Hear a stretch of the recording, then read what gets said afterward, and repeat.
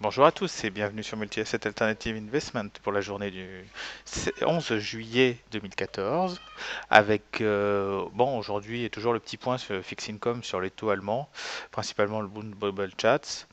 Donc, qu'est-ce qu'on voit? On voit simplement que cette semaine a été assez mouvementée. Le Bund qui était finalement parti pour allier les 145 et qui avait des points de convergence de vol implicite sur le septembre 2014, Strike 145 finalement n'a pas été tapé.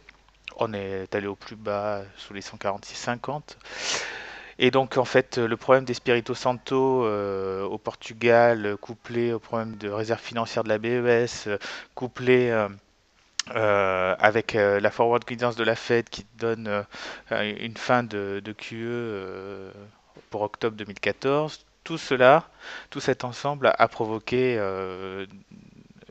des achats massifs sur le Bund. Du coup, on revient sur les plus hauts à 147, 55, 60 et on se retrouve donc au contact de la résistance horizontale qui a été créée depuis janvier 2012. Donc en fait, on est toujours dans ce range horizontal 137, 147, enfin 137, 50, 147, 50, avec des tentatives de breakout à la hausse pour la résistance, des breakouts à la baisse comme on a pu le constater au troisième trimestre 2013, quand on était aux alentours des 136, 137. Donc toujours cette espèce de range. Donc le support horizontal de long terme tend à se rapprocher puisque il se situe à peu près à 143, 90, 144. Le niveau de concentration des stops est aux alentours de 142, de 142, 54 pour les intervenants qui ont des positions long bound depuis un petit moment et qui font les rolls. Donc pour l'heure, voilà, ça va être décisif, hein. Soit on casse à la hausse et donc on s'adjuge 157 comme target suite au dépassement du range actuel. Soit on échoue une nouvelle fois et dans ces cas-là, on retargetera un retour vers la valeur médiane de l'ordre 4, c'est-à-dire vers 143,82 dans un premier temps. Puis ensuite, on avisera en cas de cassure à la baisse avec un retour vers le support à 137, hein. Maintenant, on n'a pas de visibilité vraiment parce que l'environnement est vraiment biaisé et on est trop dépendant de l'information au niveau des banques centrales et au niveau de l'économie parce que tout est lagué et tout est faussé. Donc maintenant, en termes de vélocité convexité, vous avez vu qu'on est vachement, on est très très neutre, hein. Donc le niveau de cette résistance là à 147, 147 60, 147 55, ça va être très très dur de la franchir sans vélocité, sans convexité, sans vitesse de delta. Donc à surveiller quand même pour la semaine prochaine, mais je ne serais pas étonné qu'on ait un nouvel échec sur cette résistance en fait. Voilà. Donc on va passer maintenant sur le bobble. Alors le bobble c'est la même configuration que le Bund, on est au contact de cette résistance horizontale à 128,38. Donc attention quand même, parce que là par contre on a de la vélocité, on a de la convexité. On a un niveau de concentration de stop qui est au-dessus du support de long terme, donc aux alentours des 126,71. Et surtout, on s'aperçoit que l'ordre 4 est baissière et les cours tirent à la hausse. Donc en fait, la résistance vraiment majeure, elle ne se situe pas au niveau de la résistance horizontale, elle se situe plutôt au niveau des 128,96, qui est en fait à 2,33 l'écart type du polynôme. Donc ça devrait être, on rentrera vraiment en extrême de distribution dans ces cas-là sur le bubble. Donc, par contre, bon, vous avez vu quand même qu'à chaque fois que on est revenu prendre appui sur le support, on a eu quand même des impulsions haussières assez prononcées.